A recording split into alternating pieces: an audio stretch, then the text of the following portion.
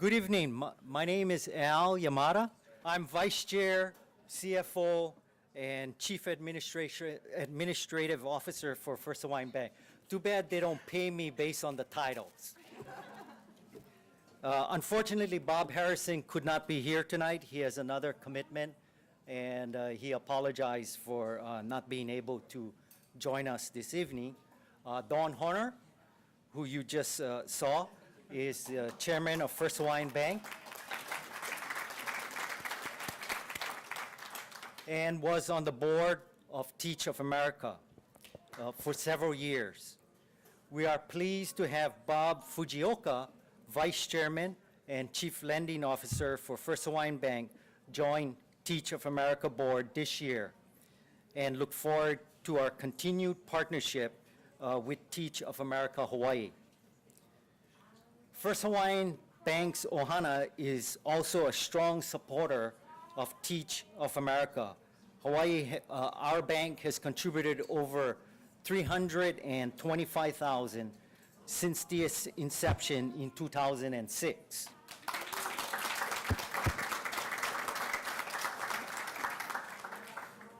We want to welcome special guests, Representative Roy Takumi,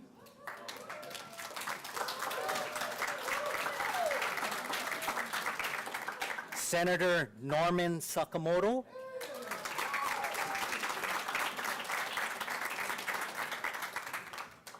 Superintendent Catherine Mathayoshi,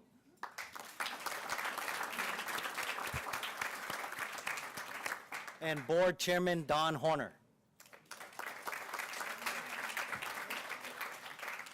Before I introduce Jill, I have a joke.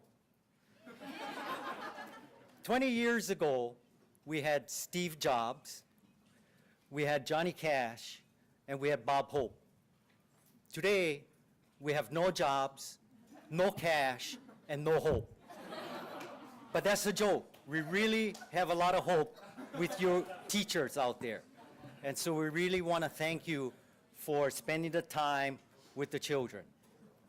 I'm pleased to introduce Jill Baltimore, Executive Director of Teach of America Hawaii, who will say a few words.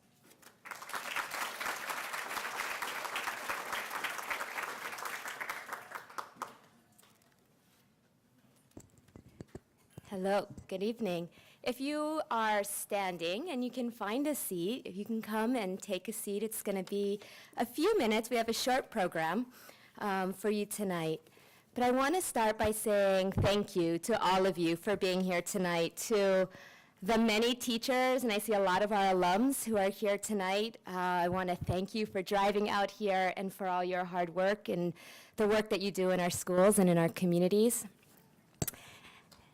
Can we give our teachers and alums a big round of a hand?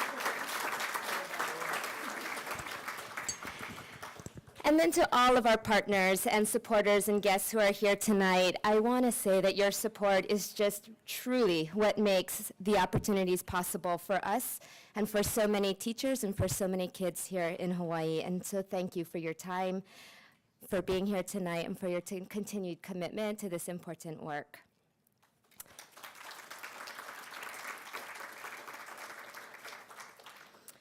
As I mentioned, I have the pleasure of sharing just a few opening remarks for us tonight, and I'll try to keep my remarks brief, and we have a few special guests who will come up and share more about the actual classrooms and schools that they're in, and then Mitch, our board chair, will close us out. So come have a seat and join us for a few minutes. As I was reflecting on what to share tonight, I thought I would share with a few thoughts about my own personal journey with Teach for America Hawaii. Because 5 years ago today, I see Lisa Munger sitting up here in the front. I was an attorney at Goodsill, feeling good about what I had learned and relatively clear about the road ahead.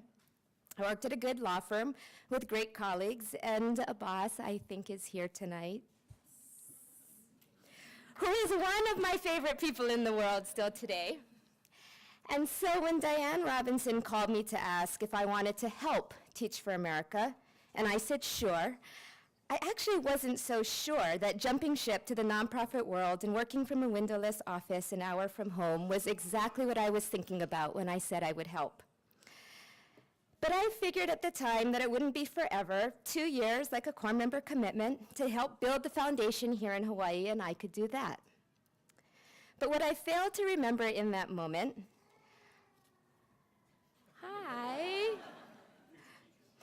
was what drew me to Teach for America in the first place. And that is when we accept the challenge and the responsibility of becoming a core member in this movement. It is really not for 2 years. It is a lifetime commitment to be a leader for educational equity. And so 5 years later, I'm still here today because, quite simply, there's still more work to do. This month, Honolulu Magazine's education article will talk about the tale of two schools and feature Nanakuli High and Intermediate, which is on the bottom of the school rankings for a third year in a row. And it's interesting for all sorts of reasons, but one thing is clear. There's an achievement gap in Hawaii, and we have work to do. The article goes on to mention Teach for America as a 2-year program, but in fact, I want to say that we are steadfast in our commitment to long-term efforts here in Hawaii. Maggie Desmond, who is highlighted in the article, is one of our Teach for America alums in her 4th year at Nanakuli. She's leading innovative efforts at New Tech along with Jonathan Sager, who's in his 6th year at Teach for America and Nanakuli Intermediate and High.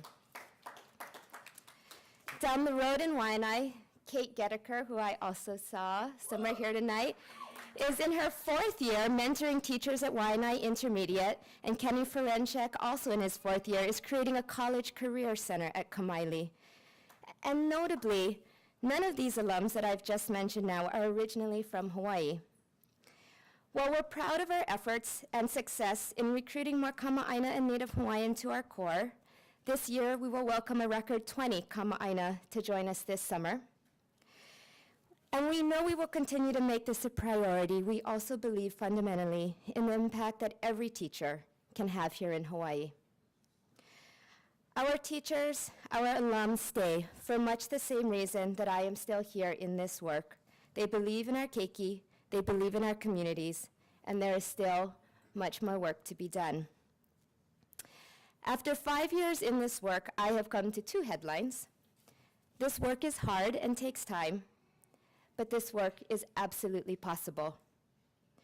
I feel blessed that I have the opportunity to see firsthand the amazing work that's being done in our schools by teachers, not only ours, but many teachers in our public schools, and I get to work each day with people who continue to inspire me. Take, for example, Philip Chang, who is a first-year teacher at Pauilo on the island of Hawaii. He teaches 7th and 8th grade algebra, but has taught all the necessary mathematical foundations to now teach his kids AP statistics next year. Or Eva, who is in Kau and leading the only orchestra music program in Kau, having multiple performances throughout southern and eastern Hawaii Island. Max and Mark, developing Kiku Text, a text messaging program designed to engage parents.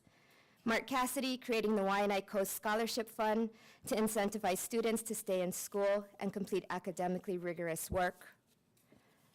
These opportunities and possibilities that I see standing here today leave me with much hope and optimism for our public schools. And so I am ready and eager to dig in again as we get ready to welcome our next core, our biggest core of 100 new teachers strong this June. And in 2 years, I will be eager to welcome them to their lifetime commitment, that is our alumni movement. So tonight, again, in closing, I want to say thank you to our teachers, to our alums, and to all of the many supporters who are here tonight. I say this work is hard, but it is possible, and we are so grateful for your continued commitment to making the vision of one day a reality here in Hawaii.